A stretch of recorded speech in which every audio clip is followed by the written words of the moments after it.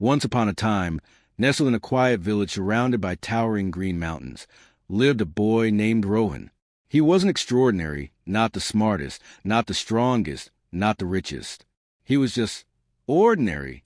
But deep inside, Rohan carried a heavy burden, a habit that drained his happiness day by day. He compared himself to everyone around him. When he saw a boy with strong muscles, he wished he looked like that. When someone had more money, he longed for their wealth. If a classmate received praise for their intelligence or talent, Rohan wished he were smarter, more admired, more worthy. He didn't see his own value, only what he lacked.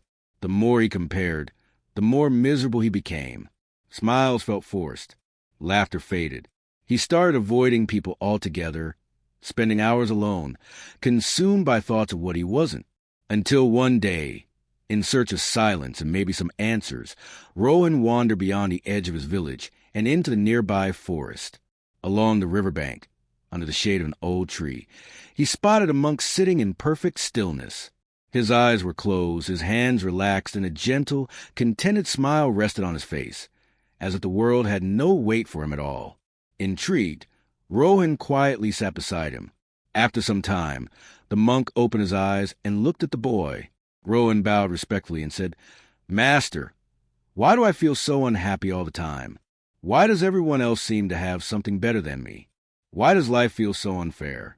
The monk didn't answer right away.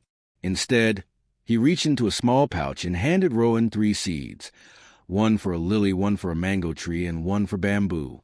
"Plant these," the monk said gently. "Take care of them. Water them. Come back in a month." Rohan did exactly that. He planted each seed in the soil and tended to them with care. Each morning, he watered them and watched the soil with eager eyes, hoping to see something grow. A month later, he returned to the monk and reported, "The lily has grown. It bloomed with beautiful flowers. The mango seed has sprouted too, but it's still very small. And the bamboo, nothing happened, not even a sprout." The monk listened, nodded, and asked, "Do you think the bamboo seed is useless just because it hasn't sprouted?" Rohan paused. "Maybe it's just slow to grow?" The monk smiled warmly and said, "Exactly. Let me tell you something. The lily grows quickly. It blossoms fast and brings beauty to the world. The mango takes longer, but eventually it gives sweet, nourishing fruit. The bamboo, however, takes the longest. For years, it seems like nothing is happening. But what you can't see is that it's growing underground. It's building roots, deep, strong roots. And when the time is right, it grows taller and faster than anything around it, taller than the lily, stronger than the mango. But it needs time. It needs patience. It needs faith." Then the monk looked directly at Rohan and said, "You are like one of these plants. Some people bloom early and shine quickly. Some take a little longer but bring sweetness to life. Others, like bamboo, take years because their growth is not just for show. It's deep, it's powerful, it's lasting.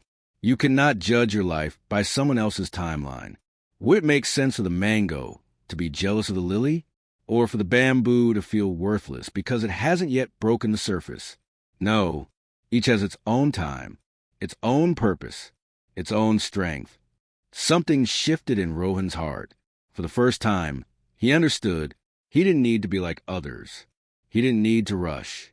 He had his own path, his own roots. From that day forward, Rohan stopped comparing. He no longer felt small when someone else shined. He celebrated their success and trusted in his own process. He worked hard, quietly. He nurtured his talents, slowly. And with time, like the bamboo, he began to grow, not just taller, but stronger, deeper, steadier. And in truth, aren't many of us like Rohan? We scroll through lives online, measuring our worth against highlight reels. We see others succeed and wonder why we're still stuck. But we forget growth isn't always visible. Some of the most powerful changes happen beneath the surface. Just because your life hasn't bloomed yet doesn't mean you're failing. It may mean you're still building a foundation for something extraordinary. You might not be the lily. You might not be the mango. But you just might be bamboo. And when your time comes, the the world will watch you rise.